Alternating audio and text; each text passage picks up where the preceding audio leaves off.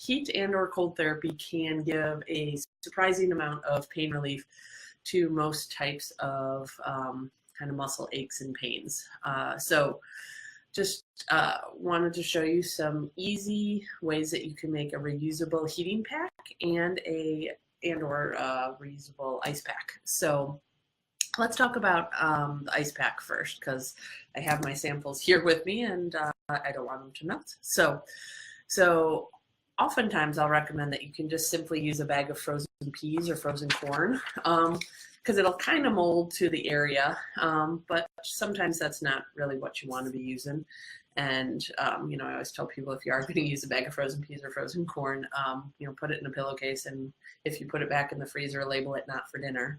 But I really like, so I've got one of my kind of a pre-made store-bought gel packs, and that's, so you can buy these from the store, but you can also make a kind of frozen gel pack yourself pretty darn easily. So all you need to make your own frozen gel pack is gallon size Ziploc bags, the freezer ones, or quart size. You can make multiple different sizes for different areas of the body. You want 2 of those. And then you're going to need water and rubbing alcohol. And so you're going to put in 2 parts water to 1 part rubbing alcohol. So if you're going to put in 2 cups of water, you're going to put in 1 cup of rubbing alcohol. And that's what makes it kind of gel-like. And the reason why you want 2 Ziploc baggies is, I don't know if you can tell here, so this is one I just put in the freezer not too long ago, so it's not really frozen up yet. But I put 1 baggie inside the other, so the first baggie is there, that's got the water and the rubbing alcohol in it. Then I put it inside another bag just as a double layer of protection so that it does not drip or spill as it melts. And that. So this one, I made it kind of late, I'm sorry. So this one I just put in the freezer to freeze up. When you put it in the freezer, when you seal up the bag, you want to try and get as much air out of it as possible, to promote it being as gel-like as possible. And then you want to put the bag in the freezer for at least an hour. And then when you take it out to use, you don't want to put it directly on your skin. You want to make sure that you maybe put a towel, or I just like to slip them in a pillowcase and then put them over the area that you want. So that's an easy way that you can avoid burning your skin with the ice or getting it too cold if by avoiding to put it directly on your skin.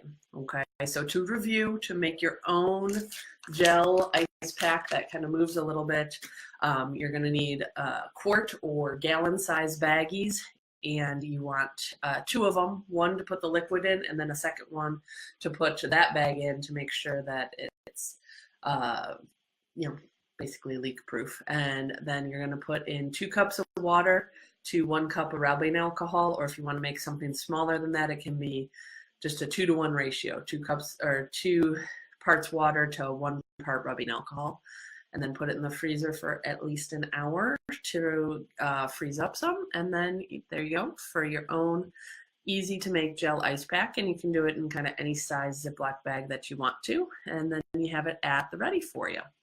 So that's on the ice pack side of it. Now on the heating pad side of it, I am a big fan of kind of these malleable sort of pillows that either have rice or beans or that in them, that you can reuse and reheat so that they can just kind of lay comfortably over different areas.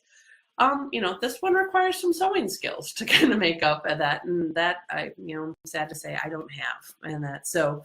But you can make a version of this yourself pretty darn easily, and that all you need is some type of a cloth container, maybe like a pillowcase. I like to use a big, long sock, okay? Clean, dry sock, okay? And then what you do is you fill the sock up with, I like to use rice. It can be beans or that, but uncooked rice, flaxseed, buckwheat, oatmeal, all of those things work really well as a filler for your heating pack. So all you're going to do is fill this up, and then if you're handy, you could sew off the ends here, or I'm not so much, so I would knot off the ends and tie it up to make sure it stays closed, and then I'd have down here as my heating pack area, and then it's basically ready to go. So that's the nice part about it. It's super easy to make. So once it's filled up, once it's closed tight, whether you sewed it, knotted it, tied it with a rubber band or a ribbon, it's easy enough to turn into a heat pack simply by putting the pack that you just made into your microwave and heating it up for 1 to 3 minutes to get it nice and warm. I personally like to have a little bit of an aromatherapy aspect of it ahead of time. So I will add a few drops of my favorite essential oils onto the heating pad before I put it in the microwave to start getting that going. And then one of my favorites is lavender. If you are ever wondering about what essential oils would be good to use, I'm happy to chat with you about that. We have a variety of them here at the clinic, but I would just put 2 to 3 drops of that on the heating pack, put it in the microwave to heat up, and then use it where I need it. And that's so if it's on my neck, my shoulder, wherever. So it's a super easy way to do it. But heating packs can be really good to help increase circulation and to aching muscles and help improve the blood flow overall, and just can kind of provide soothing pain relief. So they are a good option for people who are dealing with some pain as well.